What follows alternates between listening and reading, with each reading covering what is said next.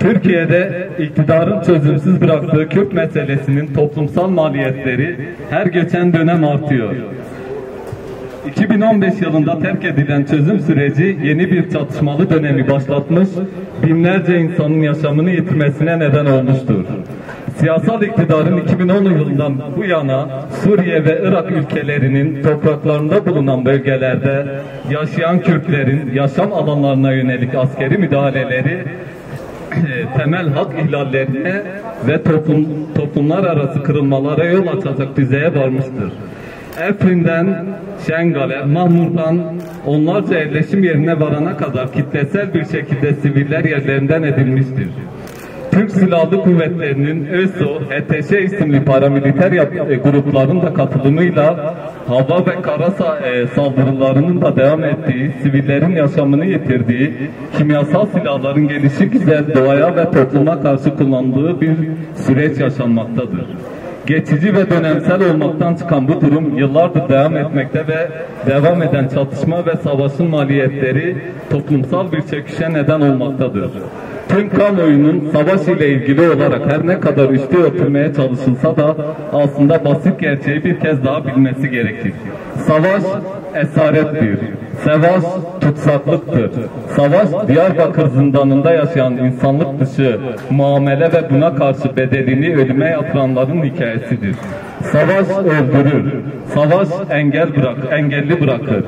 Savaş göç ettirir. Savaş çocukları, kadınları, mültecileri öncelikle etkiler. Savaş işkence başta olmak üzere ağır insan hakları ihlallerinin kaynağıdır. Savaş toplumların ruhsal dünyalarında gelecek nesillere de aktarılan derin örselenmelere yol açar. Savaş eril erkek zihniyetinin kadın özgürlüğünü yok etmesinin aracıdır. Savaş eril iktidar anlayışının kadının barışçıl ortak yaşam felsefesini yok etmeye dönük girişimidir.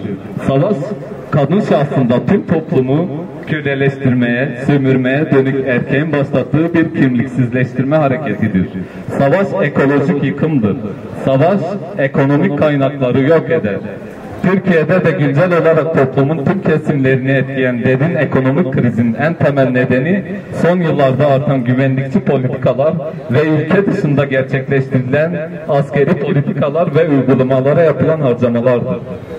2013 çatışmasızlık süreci bize şunu göstermiştir ki çatışmasızlık ortamı demokratikleşme ve ekonomik refah düzeyinin arttığı bir dönem olmuştur.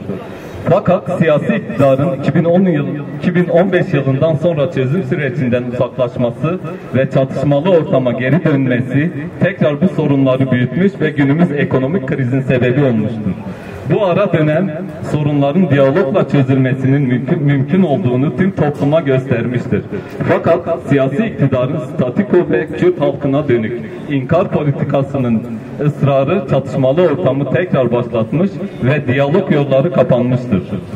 Sayın Öcalan bu süreçteki rolü ve Türkiye'nin demokratikleşmesine ilişkin çözüm önerilerinin başta Kürt sorunu olmak üzere birçok sorunun çözümüne katkı sunacağı ortadayken siyasi iktidar bu diyaloğu sürdürme yerine tecridi ağlaştırarak çözümsüzlükte ısrar etmiştir.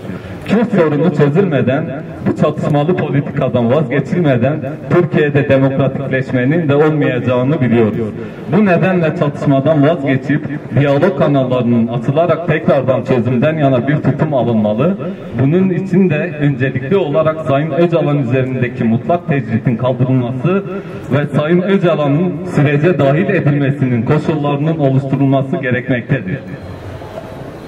Öte yandan Milli Savunma Bakanlığı açıklamalarında sivillere zarar verilmemesi konusunda azami dikkat gösterileceği belirtmişse de gerçekleştirilen SİHA saldırılarının sivil yerleşim yerlerini vurduğu, ormanlık alanlarının saldırılar sonucu yok edildiği ve sivil insanların, çocukların yaşamlarını yitirdiği bir süreç yaşanmaktadır.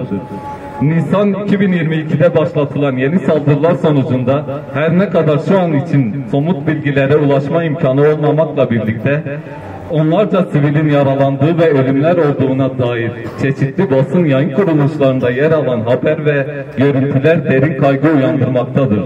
Türkiye, Cenevre Sözleşmesi'ne taraftır ve eylemlerinin sorumluluğunun farkında olmalıdır. On binlerce insanın yaşadığı Şengal, Mahmur ve diğer yerleşim bölgelerinde yaşanabilecek insani felakete yol açacak kaygımızı bir kez daha paylaşmak isterim.